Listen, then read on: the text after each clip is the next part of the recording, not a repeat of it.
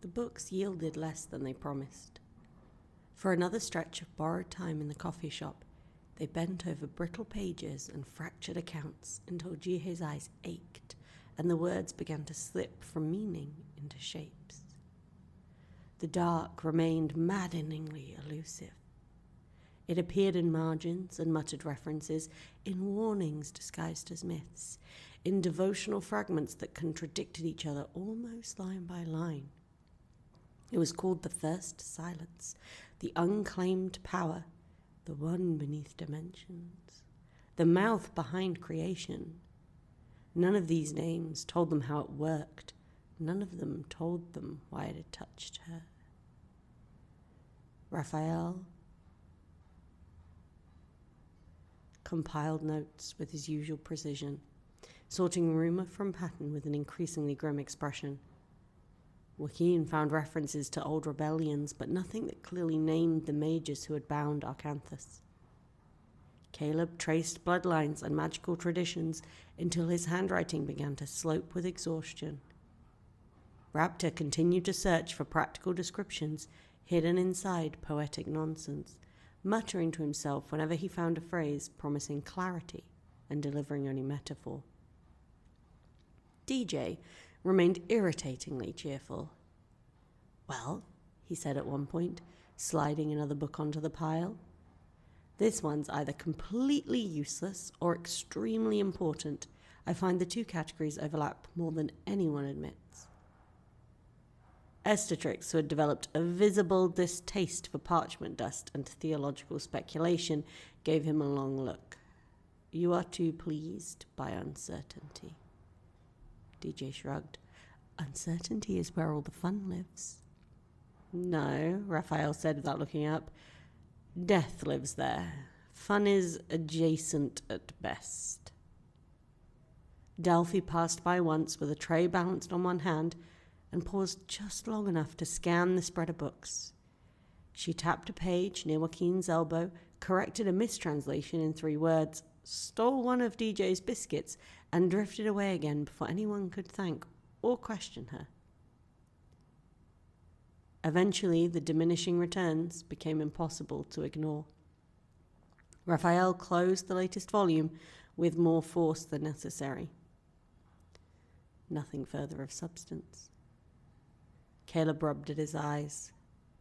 Has to be more. "There always is," Raphael said. "That doesn't mean it is here." Jihye had been quiet for the better part of an hour, fingers resting against the warm outline of the amulet beneath her shirt. The green shard sat cool in her pocket, a constant reminder that some part of her past had already yielded once. She looked around the table, at the books, at the notes, at the growing fatigue in all of them. Then she stood. "It's time." The words fell gently, but they shifted the room all the same. Raphael looked up first. "Jihye." "We found what we could," she said, "or enough to know waiting won't make it easier." Her gaze moved from him to Joaquin, then Caleb, then briefly to Estatrix, whose expression remained unreadable. "If the answer is in my memories, then I need to go and get it." Caleb's mouth tightened with worry, but he nodded. Joaquin rose without comment, already gathering the nearest notes into a neater stack, as though preparing for departure with his hands, helped his mind remain steady. DJ clapped once. "Excellent. Horrifying, but excellent. Come on, then." The walk back through the gateway felt shorter somehow, or perhaps Jihye simply noticed it less. The warmth of the coffee shop gave way to the cool, polished corridors of DJ's bunker, Buddy greeting them all in the same maddeningly pleasant tone as before. "Welcome back. Stress levels remain elevated. Hydration remains suboptimal." "No one asked, Buddy," DJ called. "Correction," Buddy replied. "No one sensible asked." The machine waited where they had left it. In the bright sterility of the memory chamber, it seemed even more imposing than before. The smooth shell of it gleamed under the lights, all cold design and impossible confidence. Jihye stopped just inside the room and let herself look at it fully. She wanted the fear to be honest, at least. Wanted to meet it head on rather than pretend. DJ busied himself at the side console, fingers flicking across illuminated surfaces. Right. We'll keep the first dive shallow if possible, no heroics. If the machine catches a stable memory thread, it should anchor you. If it doesn't, we'll know quickly. That does not sound encouraging, Caleb said. It's not meant to be, DJ replied. Raphael stepped closer to Jihye. You do not need to prove anything in there. Jihye let out a small breath. I know. Do you? She looked at him then, and something in his face softened. No, she admitted. Not really. Joaquin reached out and settled a hand briefly on her shoulder. Then remember this instead. You are not going into it alone. We'll be here when you come back. Estatrix remained near the doorway, arms folded. But he inclined his head once. If it turns ugly, come back before it swallows you. That's most kind, Jihye said. It's practical, he replied. DJ pointed towards the machine. In. Shoes off if they've got metal in them. Pockets emptied. Try not to bring any latent curses. They play havoc with the calibration. Wonderful, Raphael muttered. Jihye emptied her pockets slowly. The green glass shard, a sharp knife, a scrap of folded paper. Her fingers paused at the amulet. DJ noticed at once. That stays. Raphael turned sharply. Absolutely not. DJ didn't look away from the machine. Absolutely, yes. It's part of the memory architecture. If the past self had it and the present self does not, the machine may reject the chain. Jihye looked at Raphael. After a moment, he gave a very slight nod, though he clearly disliked it. She climbed into the machine. The interior was warmer than she expected. The dark padding shifted subtly beneath her, moulding to the shape of her back and shoulders. Silver filaments arced overhead. DJ fastened restraints across her wrists, torso, and ankles with efficient care. They're not to keep you in, he said. They're to stop you from climbing out and braining yourself on the lid if the memory gets lively. Thank you, Jihye said dryly. You're welcome. Buddy's voice filled the chamber. Neural mapping ready. Memory immersion at low threshold. Subject anxiety remains elevated. Also noted, Jihye said. Raphael moved into her line of sight just before the lid began to lower. Listen to me. She did. If it becomes too much, you come back. I will. Do not lie to me. For the briefest moment, despite everything, she almost smiled. I'll try not to. The lid closed. Darkness, then light. At first, there was no sense of transition, only the sudden shock of being somewhere else. Jihye gasped and opened her eyes into the morning sunlight. She knew at once that the body was not hers and hers. Familiar in shape, in the set of the hands, in the breath in the lungs, but wrong in age, in weight, in the hidden confidence of muscles she no longer possessed. She sat at a low wooden table with a bowl in front of her. The room smelled of rice and warm broth and smoke. Somewhere nearby, someone laughed. Her heart pounded. The memory did not feel like watching, it felt like being. A woman moved through the room, her mother, younger than Jihye had ever consciously remembered her. Tired-eyed, soft-faced, carrying the shape of love and fear in equal measure. Jihye nearly broke then, nearly tried to force herself out of the memory from sheer reflex, but the machine held. She let the moment carry her. Breakfast passed in fragments, the scrape of spoon against bowl, her father saying something she could not quite hold on to. The ordinary texture of a life that had once belonged to her was almost worse than terror, how normal it was, how small, how precious. And then the memory skipped. It was not graceful. It felt like falling down a stair one had not seen. She was standing now. Older, not much older, but enough. The room was different, colder, stone-walled, and lit by candles that threw more shadow than comfort.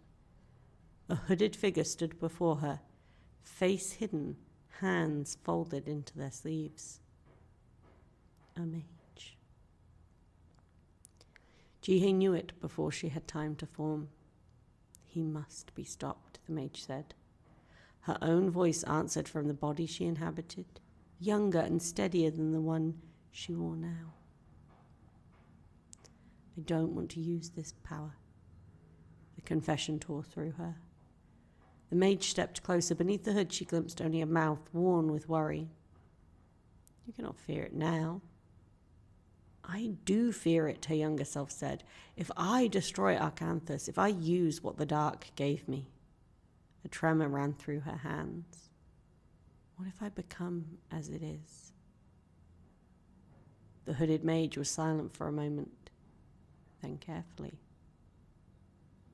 There is another option. Hope and dread rose together in her chest. Our people can bind the two souls, the mage said, and their powers with them, but only if both are willing or weakened enough to be rendered helpless. You mean to bind me too?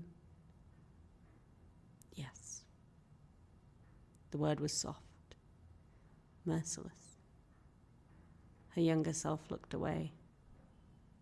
You ask much. We ask what survival costs. The memory sharpened around the edges then, every candle flame unnaturally vivid. You will need to weaken him, the mage continued, and you will need to control yourself. You must stop before the killing, do you understand? Jihye's body in the memory was still, but inside it terror moved like a storm. The mages can only do this once, he said. Why? Because the binding will take our power with it.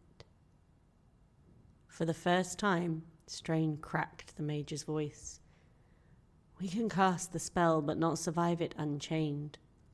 The strength of our order will go into the chain and not return.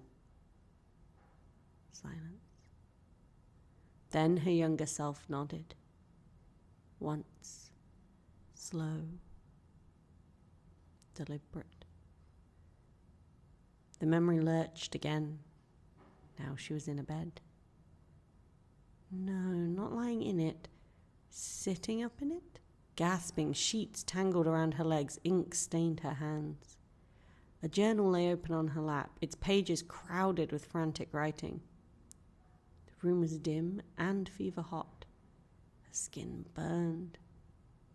Flame burst briefly from her shoulders and vanished, burst again from her arms, again from her hair. Each eruption was small but violent, fire leaking from her body as if she could no longer keep it contained. Her younger self wrote between them, breath shaking. Words blurred under her gaze, illegible and desperate. The door opened. A figure entered, face pale, robes half fastened as though they had been summoned from sleep. Another mage. Maybe the same, Jihye could not tell. Arcanthus nears, the figure said to the others behind them. It's begun. The room tilted. Heat surged. The flames climbed higher this time, and with them came something else. Pressure.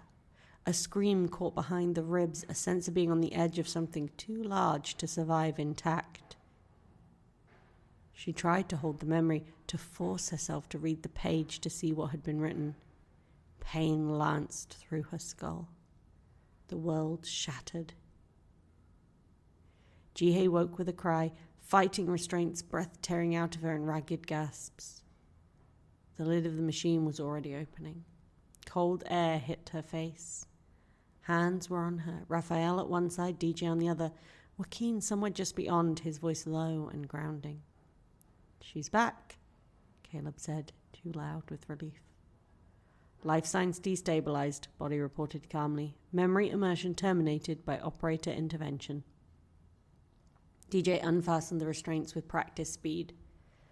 "You were spiking all over the place. Heart rate, magical output, whatever fresh nonsense your soul was doing. We pulled you." Jihye pushed herself upright too quickly and nearly fell. Joaquin caught her forearm at once and steadied her. "What happened?" Raphael asked. She pressed a shaking hand to her mouth, then lowered it. "I saw..." Her voice was hoarse. She swallowed. "I saw a mage. He said Arcanthus had to be stopped. I said I didn't want to use the power. I was afraid if I killed him, I'd become as the dark." The room was silent except for the low hum of the machine cooling behind her. "He told me there was another option," she continued. "Their people could bind the two souls and their powers together, but only if both were willing or weak enough. He said I would need to weaken Arcanthus and control myself. Stop before the killing. He said the mages could only do it once because the spell would take their powers too." Raphael had gone very still. "Go on."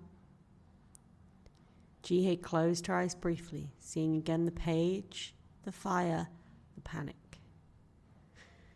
"Then I was in a bed, writing something. A journal, maybe? I kept igniting. Not fully burst. I think I was trying to record something before it happened." Her breath hitched. "Someone came in and said Arcanthus nears."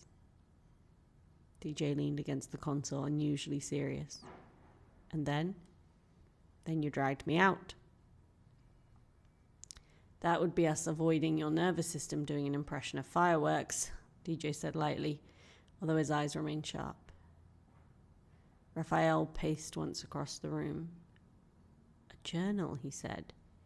"If you were writing, then there may be a record." Joaquin looked at Jihye. "Do you remember where?" She shook her head, frustration flaring instantly. "No, just the room, the bed, candles, stone walls, and it felt close to the end." Estatrix, who had remained silent through most of it, finally spoke. "Then the next memory matters more than the first." Jihye looked at the machine and felt her stomach turn. DJ noticed. "Not tonight." "No," Raphael agreed at once. "Not tonight." Jihye let out a shaky breath she had not realized she was holding. But even as relief touched her, the memory of the page would not leave her. Ink, fire, hurry. Something important written in the final hours before Arcanthus came close enough to smell. Somewhere in her own forgotten hand was the answer, or part of it. And now she knew one more thing. She had not chosen to kill him once. The knowledge sat inside her like a blade she could not decide whether to draw.